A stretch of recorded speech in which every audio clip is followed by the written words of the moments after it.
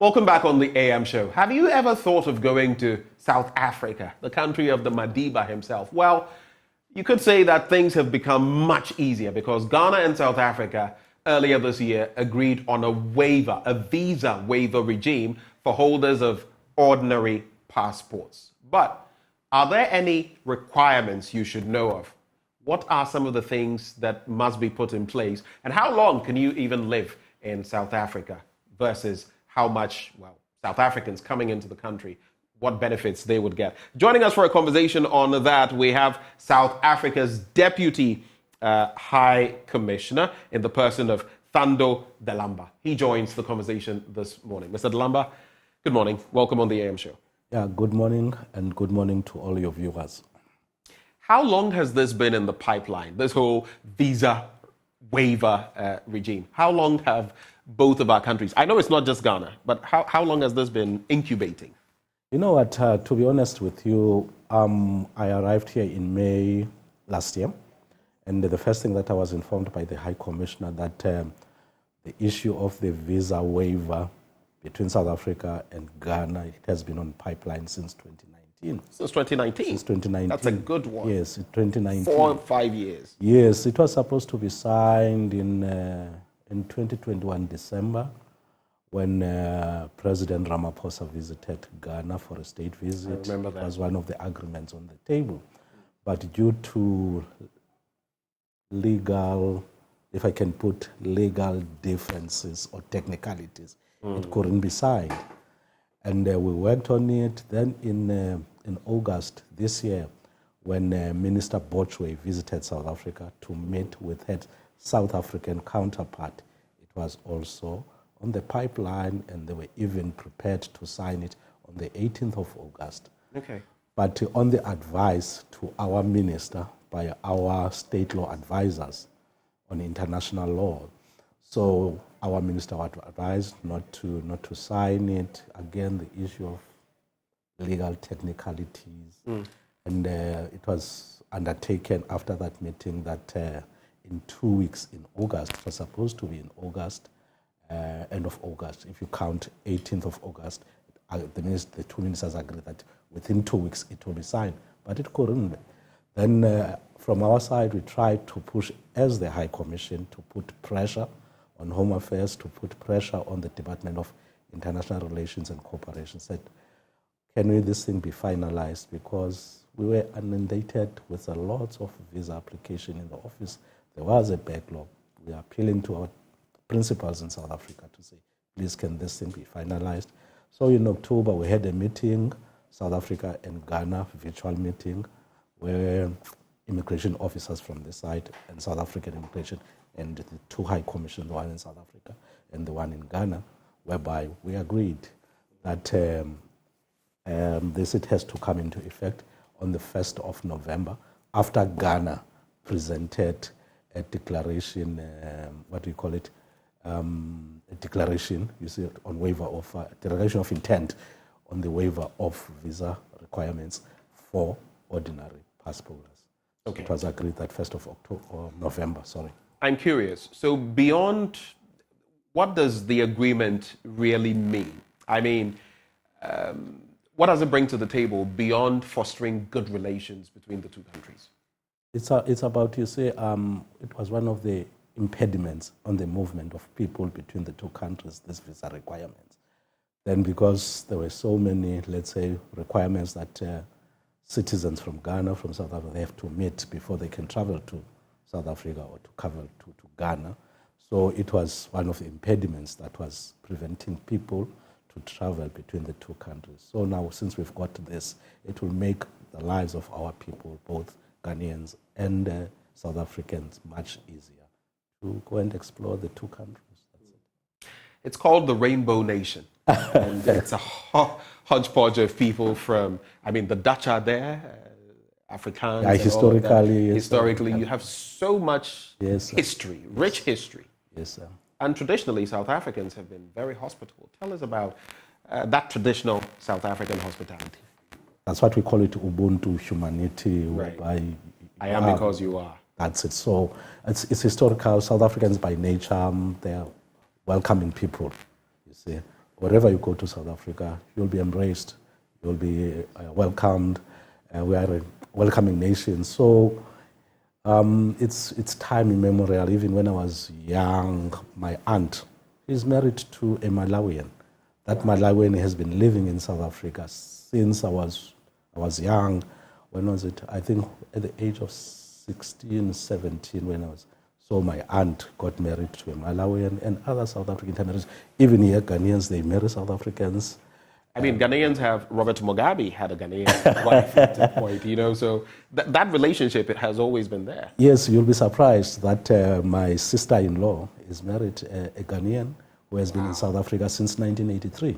And he's running salons. He's got lots of salons in the Free State, in Northwest, but he started in the Northwest. So it shows that relations. We had a South African, Mapitso Sibidi, here with us, who left for South Africa not too long ago. I wish you were here. It would have been a good conversation. Good conversation, yes. So we've imbibed, Yes, the sir. different aspects of culture, and of course, hospitality is shared, a tribute with Ghanaians. But again, something else that obviously would be a benefit. South Africa has the Amapiano, train that has set off.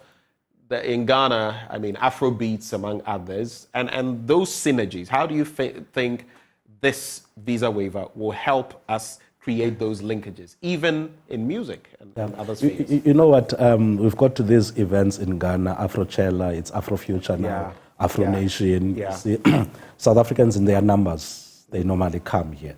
So they've decided Afrofuture, Kenny, she decided to do it in South Africa. And recently, I think in October, there was a gig by Kenny in South Africa where he brought Ghanaians to South Africa to have an event like the one used normally in Ghana in December. So it was done in South Africa.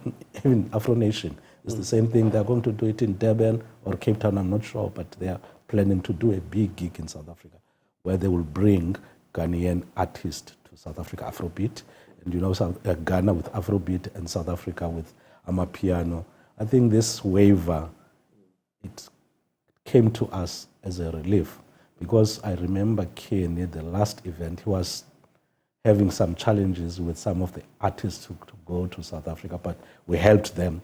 But it was a big number, and but at least now this visa waiver, it will make our easier, or the movement of our people much easier than it was. Before I get to the final bits, I just want you to give a breakdown, because I've also heard that some people are a bit confused about what all of this really means. What does it mean on the South African side for people coming, let's say South Africans coming to Ghana? What does it mean on the Ghanaian end for people who want to go to South Africa? We know about the fact that you cannot stay beyond 90 days over a 12-month period. But are there any other requirements? What does this mean? Make it very clear for our viewers. You see, if you look at the title of this document that the two countries, Waiver. it's a waiver of visa requirements. Waiver of visa requirements. So all requirements are gone? Yes, technically they are gone. But like in Ghana, randomly, people at the migration, they will ask you, who are you visiting? Okay. The name of the hotel will be staying. Do you have their contact number so that we can contact and verify? What are you in South Africa for? It's Business, pleasure, what is it? You see, mainly this one is for pleasure. You see, 90 days. You can't work with this. You have to apply for a different visa, a work permit, and also to a certain extent, the one for medical treatment. It's a So health tourism. Health tourism. Yeah, right. But for study permit, you have to come to the office and apply. But for tourism, 90 days, that one, it makes it easy for people to visit South Africa. And also, I'd like just to urge the Ghanaians that they should have their yellow fever certificate.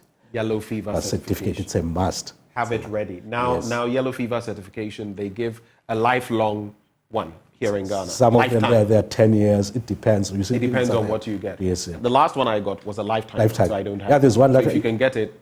If you check that certificate, they will say this one is for diphtheria, for whatever, then 10 years, life, 5 years. So that's why they do. There are those for life, there are those that are valid for 10 years, yes. There are those that are valid for 5 years. So, and also a valid a ticket, a return ticket, and also What else? Yeah, basically those are the ones that it's a must that when you go, so that you don't have any problem to. How about COVID-19? No, COVID-19 in South Africa. No longer. In South Africa, we never have this thing of COVID-19.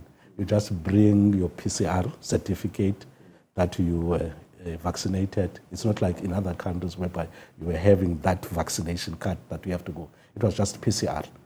That's 24 hours before you enter South Africa. That was it. But we never had that mandatory certificate that was issued. But yeah, it was just PCR.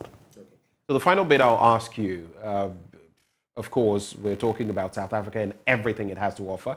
You've specified that this typically would be for those going to South Africa for pleasure. You probably wouldn't spend more than a month. So 90 days is more than enough, or maybe health or medical tourism, where, again, it's unlikely you would be spending more than 90 days. If you're going for anything else or intending to work, you may require other visas. And then you would have to go through South African High Commission. The South African High Commission with the other processes. Please get that clear. It depends on what you are going for. And, right? And also, I'd like also to appeal to the Ghanaians also, please don't overstay.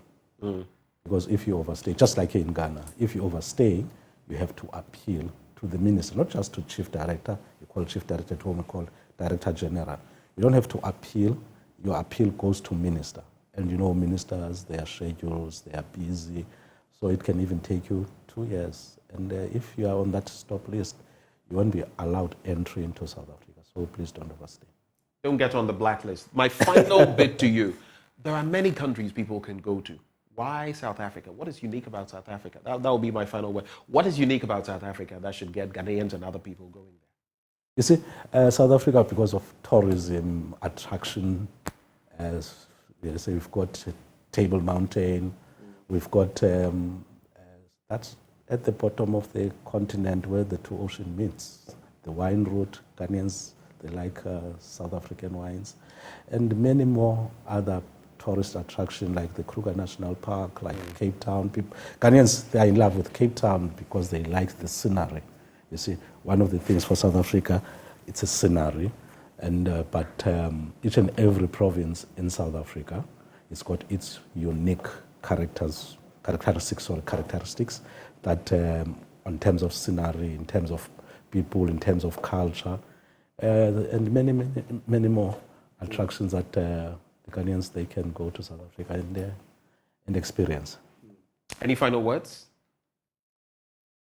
Any final word I would like to say to the Ghanaians, they are free to visit South Africa, and also they have to take precautionary measures when they visit the country, like in any other country.